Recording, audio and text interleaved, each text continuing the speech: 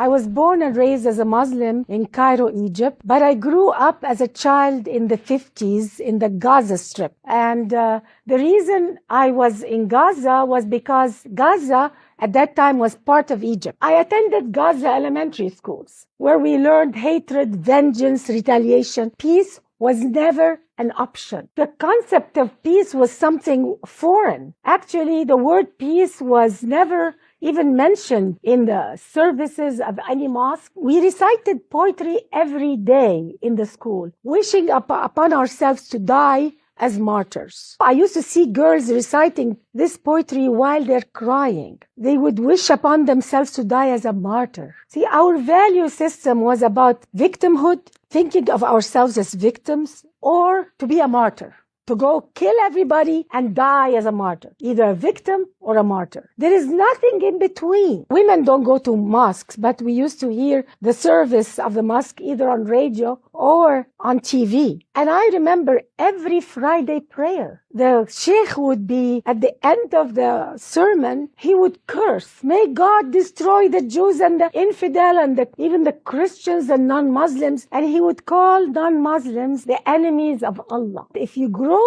up with cursing as a form of prayer, it can feel and sound normal. Hatred can be normal because who am I to judge? I never noticed that this is not holy. So this is how I grew up. 22 Arab countries did everything they could to make life impossible for Israel to exist. The Arab League forbade absorbing the so-called Arab Palestinians, rejected to give them citizenship in any Arab country. So you could see a Palestinian born in Cairo, for instance, and never get the citizenship and die in Cairo. They are born and die in Syria, a Palestinian, and they never get a citizenship. Why? Because the Arab League wanted the Palestinian problem never to be solved. This is not their agenda. The agenda is to keep them refugees from birth to death. The culture was so for sacrificing. They encouraged women to stand up in front of the cameras and say, I gave my son to the jihad and I want my other children to die in the jihad. Women who are for life, for peace, were looked down upon. Women who would be radical, if not more radical than men, who will promote jihad for their children, were lifted up as honorable women to be respected in society. So for a woman to be respected in Islamic society, you have to be as radical, if not more radical, than men. And that is why a lot of women are silent. They are proud to give their children to jihad. And many people told that to my mother, to my grandparents, after my father died, that, yo boy, you're lucky, he's in heaven now. It's the only way to go to heaven is to go and kill the infidel and die in the process. The Arabs of Israel were pushed constantly, they are rejected from being absorbed and constantly pushed against the borders with Israel in order to keep the problem alive. The Arab world doesn't have a shortage of land. If you look at the Arab world from the Atlantic Ocean, Morocco, all the way to Persia, from Turkey all the way to Sudan. At that time, when I was a child, the Sinai was practically empty desert. Nobody lived in the Sinai. Like today, there is Sharm el-Sheikh, all the nice beaches. This was a military zone. And there is absolutely no need, no pressing need for Arabs to be so dwelled on wanting to throw the Jews in the sea. This international conflict called the Arab-Israeli conflict really is a fabrication. This is not a conflict over land. And anybody who thinks it's a conflict over land is misguided because we don't see the truth. The truth is Arabs, there is something in Islam anti-Jewish, anti-Christian, especially anti-Jewish, and I will tell you why. Those people calling themselves Palestinians who live in the Gaza and the West Bank are the pawns of the Arab world. I don't believe that they care about their happiness or welfare. They are set up to live a miserable life on purpose in order to show the world that we're victims. Do you think Saudi Arabia, with all the money they have, the Gulf countries, all these oil money, they can't give them good roads and good homes and good police and turn it into a productive area of the Middle East? They can, but that is not their objective. There is a hidden objective, and I don't understand why Western culture doesn't get it. Why Western media doesn't get it.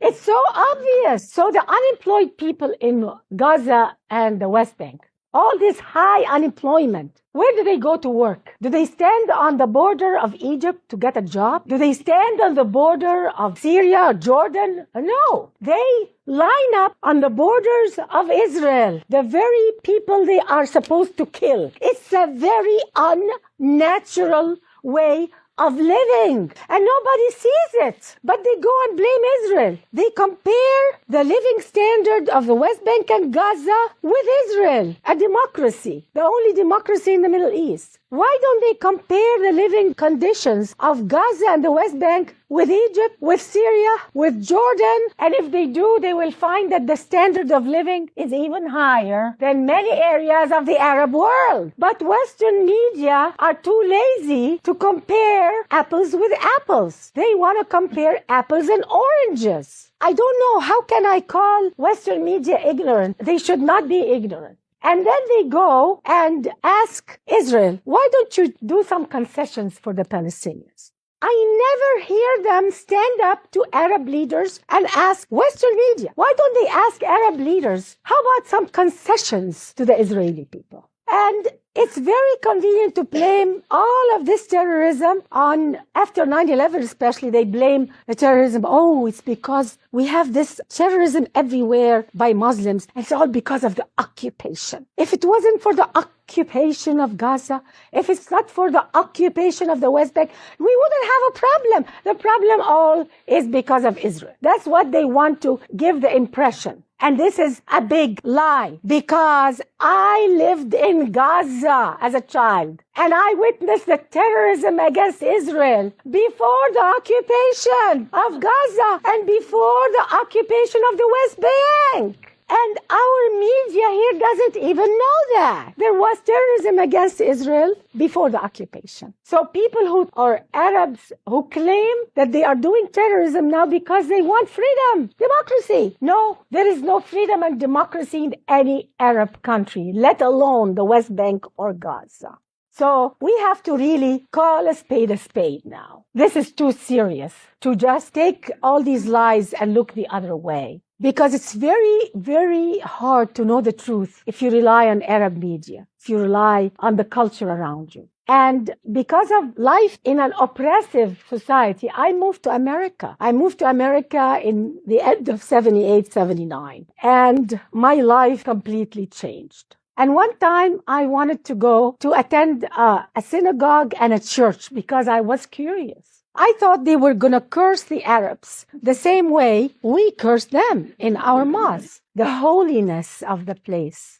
They were praying for everybody. They were praying for peace on earth. How can we leave this earth a better place? It was a totally different way of thinking, the opposite of what I grew up with. And that's when I went to a mosque here also in Los Angeles. And I thought that because they allowed women, that it was going to be different here within America. I am so glad that Islam in America must be so different. So I went to the mosque and I heard anti-Semitism again in the mosque. And I was told, don't assimilate in America. We're here to Islamize America. They were looking down at American culture. They were looking down at this society. And I felt very uncomfortable. I said, oh my God, there is an agenda here. And I never went back again. It hit me. How could we do this? How could we lie and accuse people of something we Arabs know very well we have done ourselves? How could this happen? What kind of value system allows a person or allows a culture or a religion to lie and accuse their enemies of something that they know they've done themselves? They know that Osama bin Laden did that. They know that he was financed with Arab money, with oil money until today. How could they accuse the Jewish people of that? Look at the map of the Middle East. Look at the map. You can hardly see Israel. It's impossible to convince any person who has an IQ of a child that this problem is over the land called Israel. It's time for the West to understand this, because it's not just not good for Israel, it's not good for the Arab world. They are collapsing. A lot of people think that the Arab world is so strong and so powerful. It's rotting from the core, but they don't know. The religious leaders are telling them to continue the hate instead of telling them to repent and find the true God, the love and the friendship. In the eyes of many Muslims, in the eyes of Islam itself, Jews and non-Muslims, they call them the kafir, the infidels. They don't deserve the truth, they don't deserve justice, and they don't deserve mercy. How can this happen? And we accept it and we don't say no. The Arab world will never have freedom and democracy when the hatred is number one, when the jihad is number one, when killing your enemy is number one, when you're fixated on lies and slander. You will never have peace and democracy. Nobody asks this question. Why all this lies and slander against the Jewish people, against America? They call America the great Satan and Israel the little Satan. Why? Do you know that on Syrian TV, on Arabic TV, on Egyptian TV, the constant day and night lies about the Jewish people is unbelievable. There was a show that was saying, and in it was not just religious leaders, some of them were scientists, Arab scientists, saying that, oh, do you know why Israel went to Haiti to help with the earthquake? You know why? Because Israel really wanted to harvest the organs of the Haitian people. These are the intelligentsia of the Arab world. When the intellectuals of the Arab world say that, what do you expect from the man on the street? And you wonder why they hate? Because day in and day out they are told this. I was told horrific things about the Jewish people. It took me years to extract it out of my mind, my heart, and my consciousness.